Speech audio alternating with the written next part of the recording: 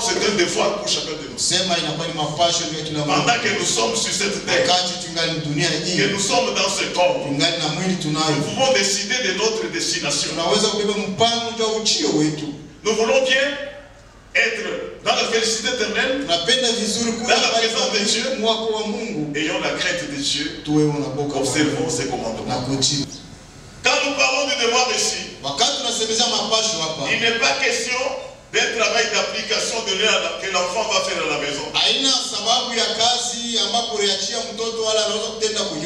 Aujourd'hui, les parents souffrent avec les devoirs. Ils travaillent à la place des enfants. De notre temps, nous faisions tout ça à l'école. Les parents ne s'occupaient jamais de nos devoirs. Mais aujourd'hui, les parents travaillent. Mais ce n'est pas de cela que nous parlons. Les devoirs ici, c'est de l'obligation. La nécessité. Donc tout homme a l'obligation de connaître Dieu, de craindre Dieu, a l'obligation d'observer les commandements de Dieu. Mais qui est l'homme? Puisque quand nous parlons de l'homme, les sœurs peuvent se soustraire. Non, ça ne concerne pas.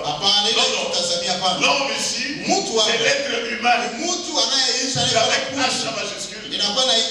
C'est l'être humain. Donc, tout être humain a le devoir. Lequel? De craindre Dieu et d'observer ses commandements. Gloire au Seigneur. L'homme, qu'il soit élevé en dignité, qu'il soit riche ou pauvre, il est appelé à craindre Dieu et à observer ses commandements.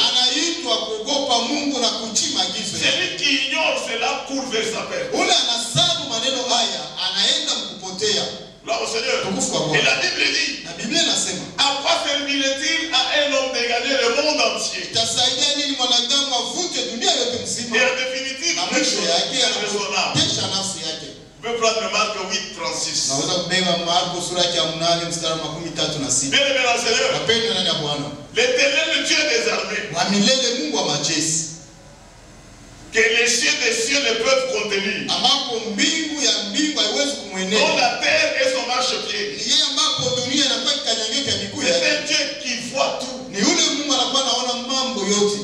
Même ce que nous faisons dans le plus grand secret, c'est un Dieu qui connaît tout. Donc il n'y a rien de caché au devant de lui. C'est pourquoi nous disons seulement crains Dieu, observe ses commandements. Gloire au Seigneur. Sachant que le Seigneur revient bientôt.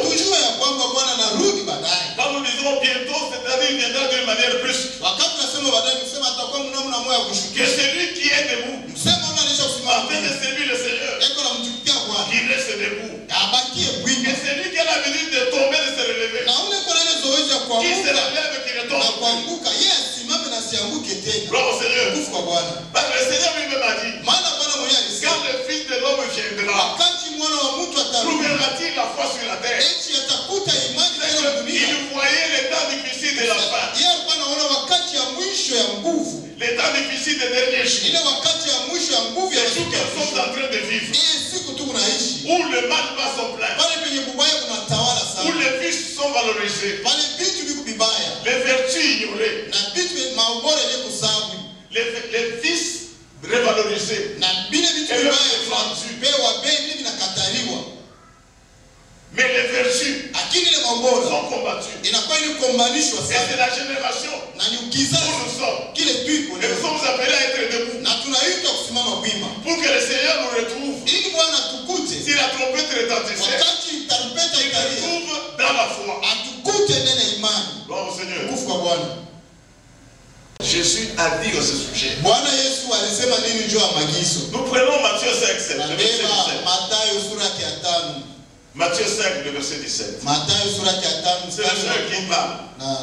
Il dit, je ne suis pas venu pour abolir la loi ou les prophètes. Je suis venu pour l'accomplir. Gloire au Seigneur. Nous savons que les Juifs avaient ajouté beaucoup de choses. Mais nous nous attenons aux 10 commandements. Jésus dit qu'il n'est pas venu abolir. Il est venu pour l'accomplir. Parce que la loi nous montre la nature de Dieu et la volonté de Dieu. C'est pourquoi, lorsque le pharisien est venu voir Jésus, pour lui poser la question de savoir quel est le plus grand commandement, Jésus a pu seulement résumer les 10 commandements en 2. Donc, les commandements nous montrent la volonté de Dieu. Donc, nous montre la nature de Dieu. Et nous montre aussi la volonté de Dieu. La nature de Dieu et la volonté de Dieu. C'est que l'homme doit faire vis-à-vis de Dieu pour être en bonne relation. Et c'est que l'homme doit faire vis-à-vis de son prochain. Nous parlons d'abord de la nature de Dieu.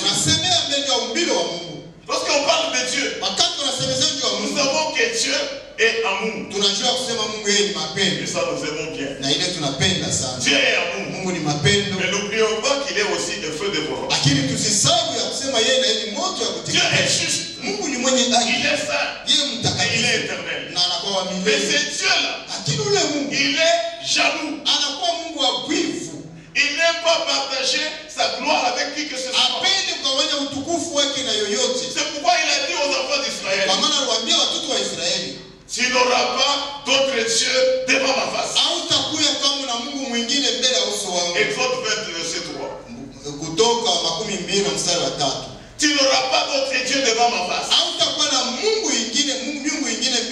Et il est l'idolâtrie. Oh, gloire au Seigneur. L'idolâtrie est une abomination aux yeux de Dieu. C'est quoi l'idolâtrie? C'est tout ce que l'on aime qui prend la place de Dieu. C'est que vous aimez là, mon frère. C'est que vous aimez là, ma soeur. Plus que Dieu, qui prend la place de Dieu, c'est une idole. Et l'idolâtrie est une abomination devant Dieu. L'idolâtrie, c'est de faire des choses matérielles.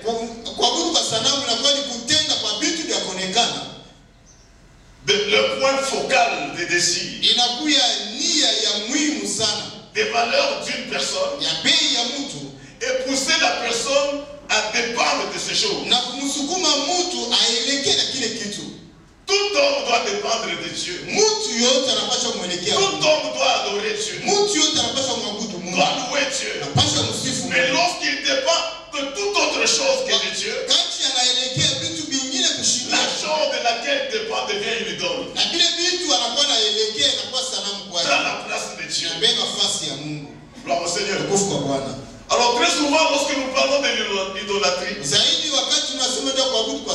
nous voyons la statue. C'est l'idolâtrie. Et à cause de l'idolâtrie, toutes les fois que les enfants d'Israël se faisaient des idoles,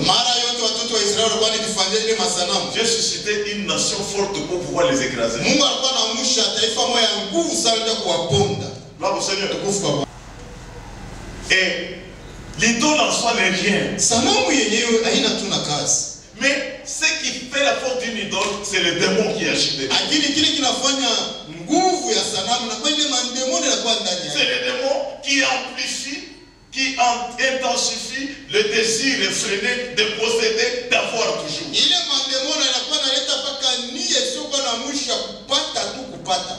Oh, il est écrit dans Matthieu 6, Matthieu 6, 24. Nul ne peut servir deux maîtres. Car il haïra l'un et aimera l'autre. Ou il s'attachera à l'un et méprisera l'autre. Vous ne pouvez servir Dieu et Maman. Dieu et maman. Hawezi kumtumikia Mungu tena na fedha. Quand on parle de maman, wakati tunasemezana ya fedha, c'est un terme araméen. Hii ni semo ya Kiaramani. Qui veut dire inasema hivi, des richesses utajiri qui a service. Inakuya ndani ya kazi. Non, non. Des richesses qui rendent quelqu'un esclave. Inamfanya mtu anakuwa mtumwa. Des richesses qui a service. Utajiri c'est ça qu'on appelle maman. Ile wanaita maman. Alors qu'est-ce que veut dire servir maman? Maana yake kumtumikia maman ni nini? C'est mettre sa confiance en lui. Ni kuweka tumaini yake et non à l'éternel. Hapana kwa milele. C'est mettre la confiance dans sa richesse. Ni kuweka tumaini ya mtu ndani ya utajiri wake. Au lieu de mettre la confiance dans l'éternel. Kabla ya bebe tumaini amwekee Mungu. Là cette richesse devient une idole. Pale utajiri ule unakuwa sanamu. C'est faire de maman la source de sa sécurité. Ni kumfanya huyu mama anakuwa chemchema ukingo wako. Et de bonheur. Na heri yako. Alors que nous avons vu précédemment. Na ijapo tunatokea kusema baadaye. Que l'unique source ya kwamba chemchema de bénédiction ya baraka durable, c'est Dieu. Ni Mungu. Lorsque quelqu'un croit wakati mtu anazania que la fortune c'est pour lui une source de sécurité. Yasema utajiri kwake inakuwa ni chemchema ya ukingo yake. Il en fait une idole pour Dieu. Anaifanya inakuwa sanamu juu ya Mungu. C'est comme ces riches insensés. Ni kama vile mtajiri mpumbavu qui avait une moisson abondante. Yeye alipata mavuno ya nguvu ya mingi. Quand vous lisez, vous allez voir, il dit que ferais-je? Wakati mtasoma mtamsikia anasema nitafanya, ninasema nitafanya hazina pour stocker juu kuweka makini la moisson abondante. Et je dirai à mon âme, utasema ndani ya nafsi yangu, mon âme, nafsi yangu, repose-toi. Muzika wewe. Tu as mangé pour plusieurs années. Unapata chakula cha miaka mingi. Et Dieu lui dira, Mungu anamwambia, insensé, mpumbavu wewe, ton âme sera récupérée. Nafsi yako itachukuliwa leo. Et à qui sera destiné? Na ile utajiri itakuwa ya nani? Gloire au Seigneur. Pourquoi?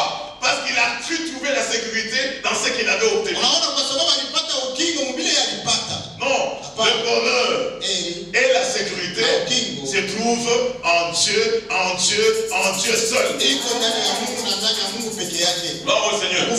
C'est croire que nous avons la garantie de l'avenir. À partir de ce que nous avons. Non. La garantie de l'avenir, nous l'avons en Dieu qui est le maître des temps et des circonstances. La richesse est mauvaise. Pas du tout. Dieu veut que nous soyons riches. Mais riches pour lui. Pas riches pour nous-mêmes. Vous comprenez? Dieu veut que nous soyons riches. Riches pour lui. Riches en lui. Pas pour nous-mêmes. C'est lui qui est riche pour lui-même. Quand il y a des besoins à l'église, de construction, il ne se sent pas concerné. Parce qu'il est riche pour lui-même. Lorsque quelqu'un est dans le besoin, il y a un indigent à côté. Il est dans le besoin. Il ne peut pas le secourir. Parce qu'il est riche pour lui-même. Lorsqu'il y a la campagne d'évangélisation, il ne soutient pas l'évangélisation avec ce qu'il a. Parce qu'il est riche pour lui-même. Il est incapable de faire le bien aux autres. Mais soyons riches pour Dieu. Soyons riches par Jésus-Christ. Pour soutenir l'œuvre qui se fait en sérieux et faire le bien aux autres. Gloire au Seigneur. Le Seigneur a pu clouer le bec des scribes.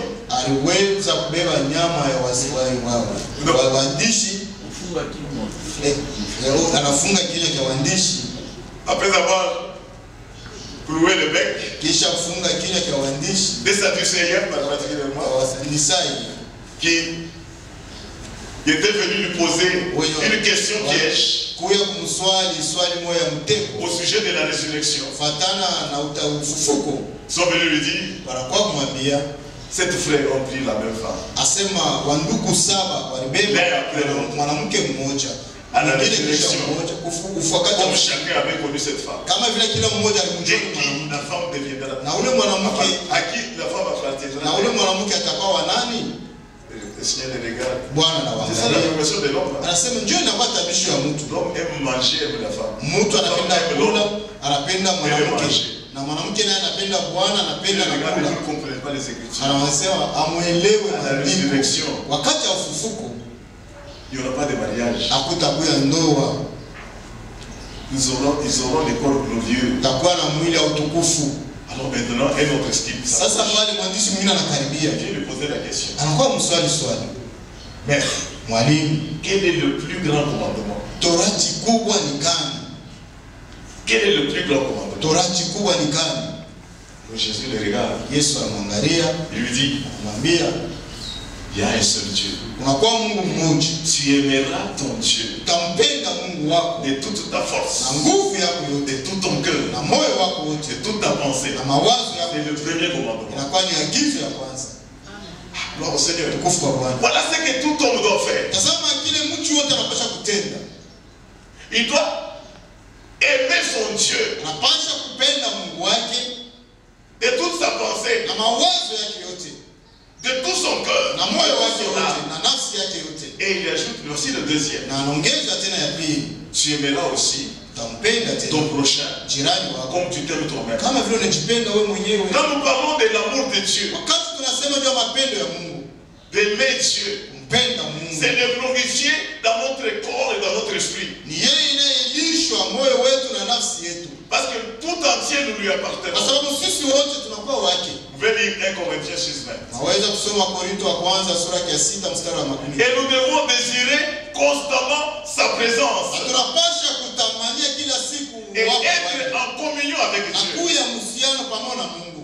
Tu aimeras ton prochain comme tu t'aimes toi-même. Utampenda jirani wako kama vile unajipenda mwenyewe. Si nous arrivons à ce stade-là, Kama tunafika mkile kipimo, bien aimé, wapendwa, il y a des choses qui vont changer dans notre société. kuna vitu vitabadilika mkampuni yetu. Le grand problème de notre société, Tabisho kubwa tunayo leo c'est le manque d'amour réel. inakuwa ni kukosa kwa mapendo ya kweli. Le manque d'amour, Kukosa kwa mapendo c'est ce qui a des inégalités criantes. ni pale kunakuwa vitu vya mingi viendeke, Ceux qui possèdent trop, bali wanapata vya ceux qui mingi possèdent rien. na bali wanakuwa amana na kitu. Pourquoi? Juu ya nini? Il y en a qui aiment toujours amasser. Huko paka wale wanapenda kuongeza. Il a déjà 3 parcelles. Anakuwa na mapango tatu. Il va acheter même l'unique de son voisin. Anapenda anyang'anya hata moja ya jirani wake. Il a déjà 30 sur 40. Eko na ile 30 sur 40. L'autre a un petit rien. Na huyu Il a acheté pour 2 mètres. anapenda Avec les tena 2 mètres, na ile deme tutafanya nini? quand vous allez au parquet, Wakati unaenda kule les baraza conflits parcellaires, huko kutokuelewa Négocier. kwa mipaka ya Parcellaire. maneno yatazamia battre mapaka le plein. inakuwa ile kutawala sana. Tout ça c'est quoi? Ile yote ni nini? Parce qu'il n'y a pas d'amour. Kwa sababu mapendo haina Mungu. La Bible dit, Biblia inasema celui qui aime est né de Dieu, il connaît Dieu. ule anapenda anazaliwa na Mungu na anamjua Mungu. Mais celui qui n'aime pas, Lakini ule mwenye il asipende ne connaît pas Dieu. yeye asimjue Mungu. Parce que Dieu est amour. Maana Mungu anakuwa ni mapendo. Pourquoi faut-il observer Dieu la ni parole de afadhali Dieu? kutii neno la Mungu. Jean 15:7 nous dit, Yohana 15 mstari wa 7 c'est inasema pour que nos prières soient exaucées. ni juu maombi yetu ikubaliwe. Jésus dit, celui qui m'aime Yesu anasema yule ananipenda gardera la parole atachunga neno et je demeurerai en lui. na mimi nitakaa ndani yake. Donc, en observant la parole, Useme kutii neno la Bwana, nous allons nous adresser au Seigneur tutakuwa tunamwambia Bwana et nos requêtes trouveront l'exaucement auprès du Seigneur. na vishida vyetu vitapata jibu mbele ya Bwana. Et si nous aurons ce que nous aimerions avoir, Na vile tutapata ile yenye tunahitajia. qu'un Dieu observe ses commandements. Ogopa Mungu na tii maagizo yake. Le devoir de tout homme, Mapasho ya kila c'est le mtu. sujet d'aujourd'hui. Le devoir de Shina tout homme. kile Quel est mapasho ce ya kila devoir-là? mtu. Kishina mapasho C'est ni de gani? craindre Dieu Ya kumwogopa Mungu, et d'observer sa parole. kutii neno lake. Gloire au Seigneur. Tukufu kwa Bwana.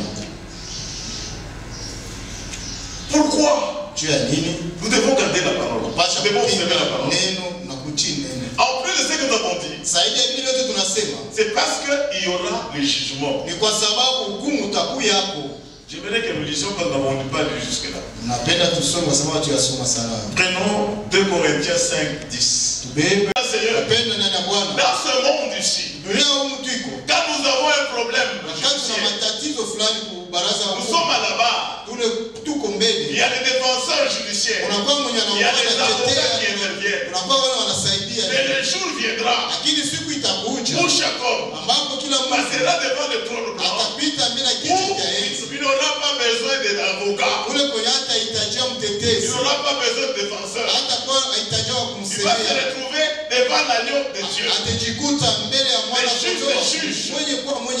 Et tout ce que l'on a fait sur la terre, en cachette, nous sera présenté. Et chacun sera jugé. Bravo Seigneur. C'est l'apôtre Paul qui dit. Nous nous rendons agréables à lui. Quoique nous soyons dans ce corps, combien nous pouvons le quitter. Mais nous nous rendons agréables. Pourquoi? Parce que tous nous passerons devant le tribunal de Christ. Gloire au Seigneur. Heureux, nous qui sommes en Christ. Donc, les chrétiens seront jugés. Les non-chrétiens seront jugés. Mais nous qui sommes en Christ, le jugement que nous allons connaître, c'est l'appréciation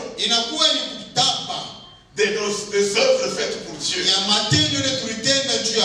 C'est maintenant là qu'il faut travailler pour mettre dans le trésor d'en haut. C'est maintenant qu'il faut faire de bonnes œuvres. Nous disons, les œuvres ne sauvent pas. Mais la foi véritable accompagne les œuvres. Gloire au Seigneur. Et le jugement des chrétiens consistera à apprécier leurs œuvres. À apprécier ce qu'ils ont fait. Et la grâce reçue. Comment ils ont été fidèles pour recevoir la récompense. Voilà la nuance qu'il y aura. Sauvés, nous serons sauvés. Nous n'aurons pas tous la même récompense. Et la récompense sera proportionnelle à la fidélité de chacun au travail qu'il aura fait Dieu sur cette terre. Ne croisez pas les bras dans la maison de Dieu. Travaillez pour Dieu pour avoir la récompense. En plus d'être sauvés. On dit il y en a qui seront dans la honte. Sauvés sont sauvés. Ils seront dans la honte. Pourquoi? Parce qu'ils n'auront pas les mêmes privilèges que les autres. Ils seront dans la honte. Pourquoi? Parce que ce qu'ils faisaient en catimini, en cachette, sera révélé. Gloire au Seigneur. C'est comme maintenant là. Il y a des caméras cachées. Quelqu'un vous reçoit. Il laisse une coupure de $100 quelque part. Toi tu regardes. Il n'y a personne. Tu prends. Tu mets dans la poche. Lui, c'était déjà vu. Comment ça va? Tout va bien. Et puis, il anime là. Tu regardes. Tu te vois en train de prendre l'argent. Comment tu vas te retrouver? Tu seras confiné. Parce que les choses cachées seront révélées. C'est que les gens ne connaissaient pas. Quand vous allez vous retrouver, que Dieu les révèle, vous serez vous-même dans la confusion. C'est maintenant le moment d'éviter d'avoir honte devant Dieu. Non, Seigneur, parce que nous serons jugés. Nos actes seront appréciés. Le jugement là, les chrétiens ne les amène pas à la condamnation. Non. Le jugement considérera apprécier. Apprécier leurs œuvres. Maintenant voyons le jugement des impies. Prenons Apocalypse 20. Apocalypse 20. 12.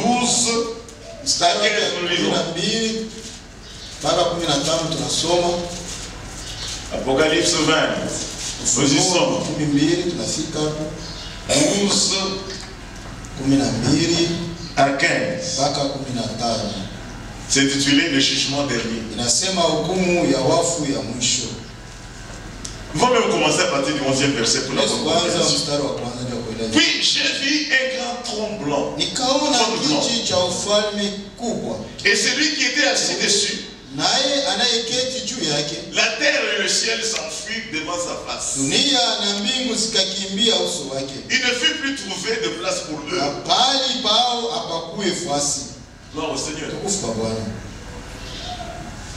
Et j'ai vu les morts, nikaona wafu, les grands wakubwa et les petits, na wadogo, qui se tenaient devant le trône. wamesimama mbele ya Mungu. Des livres furent ouverts. Na vitabu vikafunguliwa. Et un autre livre fut ouvert. Na kitabu kingine kikafunguliwa. Celui qui est le livre de vie. Kilicho cha uzima. Donc il y a le livre des œuvres. Sema kuna kwa kitabu cha matendo. Et il y a le livre de vie. Na kuna kwa tena kitabu cha uzima. Et les morts furent jugés. Na wafu wakahukumiwa. Selon leurs œuvres. Katika mambo yao. D'après ce qui était écrit dans ces livres. Yaliyoandikwa katikati vile vitabu. Vous savez, il y a plusieurs années quand nous disions ces choses, nous ne les comprenions pas. Mais aujourd'hui, avec l'évolution de la technologie, parce que quelqu'un peut mettre beaucoup de données sur les écritures, nous comprenons que Dieu est fantastique. Donc il y a des livres, et les livres de vie.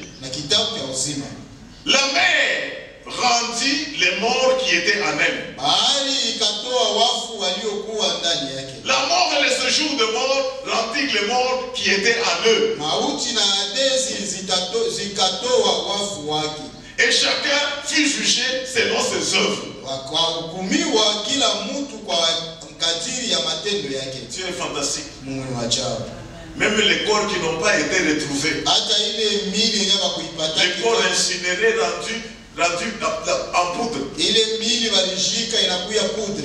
Ces hommes-là ressusciteront et ils passeront devant le trône. Ils seront jugés, chacun selon ses œuvres. Et quiconque ne fut pas trouvé écrit dans le livre de vie fut jeté dans les dents de feu.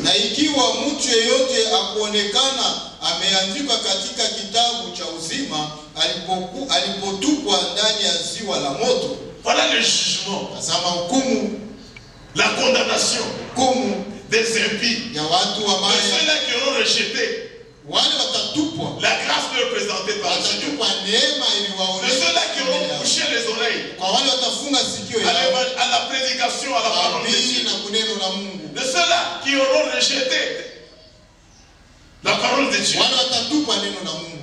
Ils vont se retrouver dans les temps de feu. Les gens, ne nous séduisons pas outre mesure. Ne nous trompons pas. Il y en a qui disent non, Dieu est bon, l'enfer n'existe pas.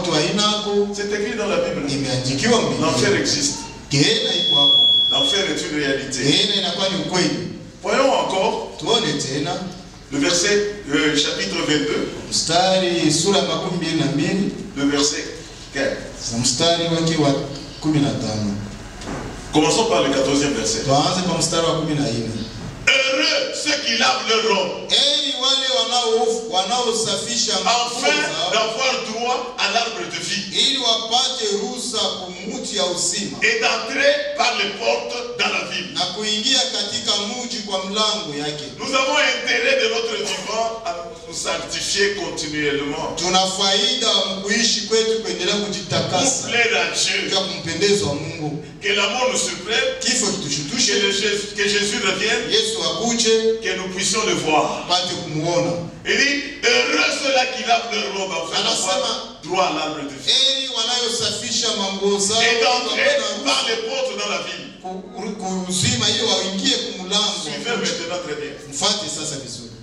Nous avons parlé de l'idolâtrie et des formes d'idolâtrie et même la cupidité et l'avidité.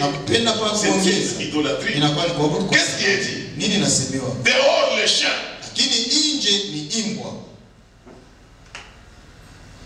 Qui sont les chiens? Ce sont les bêtes ici. Ce sont les bêtes qui aboient. Ce sont les chiens qui aboient. C'est une image. Nous connaissons le chien. Le chien n'a pas de personnalité. Les chiens n'ont pas un bon caractère. Connaissons les chiens. N'est-ce pas? Il fait n'importe quoi. On voit ici l'impureté. Dehors les chiens. Les enchanteurs. Les impudiques. Les meurtriers. Les idolâtres. Et quiconque aime et pratique le mensonge. Gloire au Seigneur.